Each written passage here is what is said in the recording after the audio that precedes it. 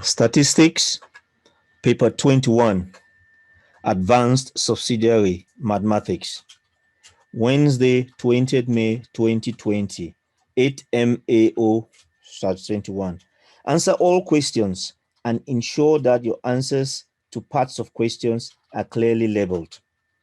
You should show sufficient working to make your methods clear. Answers without working may not gain full credit. The total mark for this paper of the examination is 30. There are 5 questions. Question number 1. The histogram in figure 1 shows the times taken to complete a coursework by a random sample of students. The number of students who completed the coursework in more than 15 minutes is 78. Estimate the percentage of students who took less than 11 minutes to complete the coursework.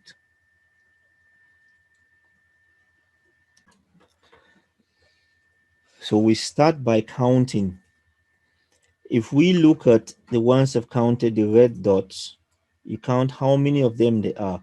So there are 52 of these red dots, and that is the part that was shaded. The part that was shaded between 15, the part that was shaded from 15, there are 52 of those red dots. We count the number for the blue dots between 11 and 15. Between 11 and 15, there are 20 of those blue dots. You can count all of them. And then less than 10, there are 16 of these yellow dots. So each of these dots represent that area of that little square. So take, for example, if I zoom into one of these little squares like that, you will see there's 1, 2, 3, 4 on one side, 1, 2, 3, 4, 5 on the other side.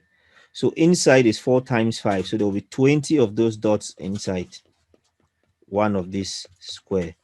So it's important to note that. And if you look at the scale, it goes 5, 6, 7, 8, 9, 10.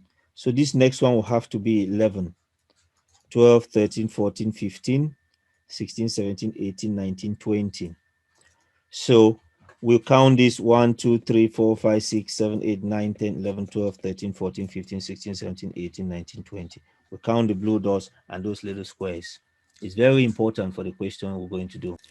So what the question is saying to us is that for the 52 red dots, which we counted there, 52 red dots, and there they are, the 52 red dots, there it means it represents 78 students. So because those 52 red dots represent more than 15 minutes, represent the 52 red dots, and that 52 red dots means 78 students. So 52 red dots, or you don't want to use dots, 52 of those little squares represent 78 students. So what would 16 represent? If 52 is for 78, 16 would be representing X students. So how many students would 16 represent? You can find it for 1 and then multiply, or I do cross multiply. 52 times X and 16 times 78. So 52 times X, you write it 52 times X. 16 times 78, you write 16 times 78.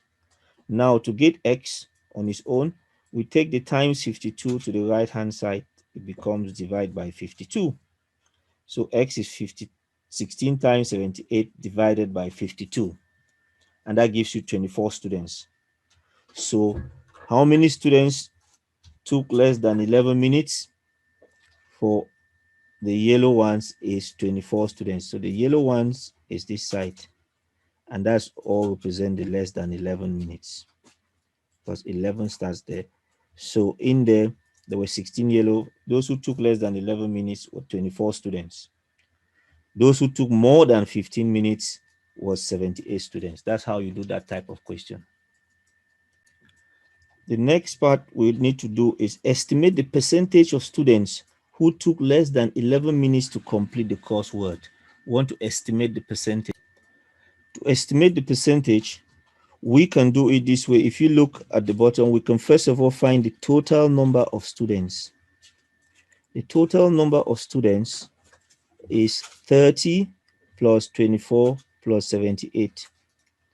That gives us 132 students. So percentage of students who took less than the 11 minutes is how many took less than 11 minutes? 24 divided by the total. So it's the part divided by the whole. The whole was 132 students altogether, and the part that took less than that is 24 times 100. That gives you 18.18%, which you can write it as 18%. Okay, up here, it was just showing you another way. At the top, it's showing you another way to work that out.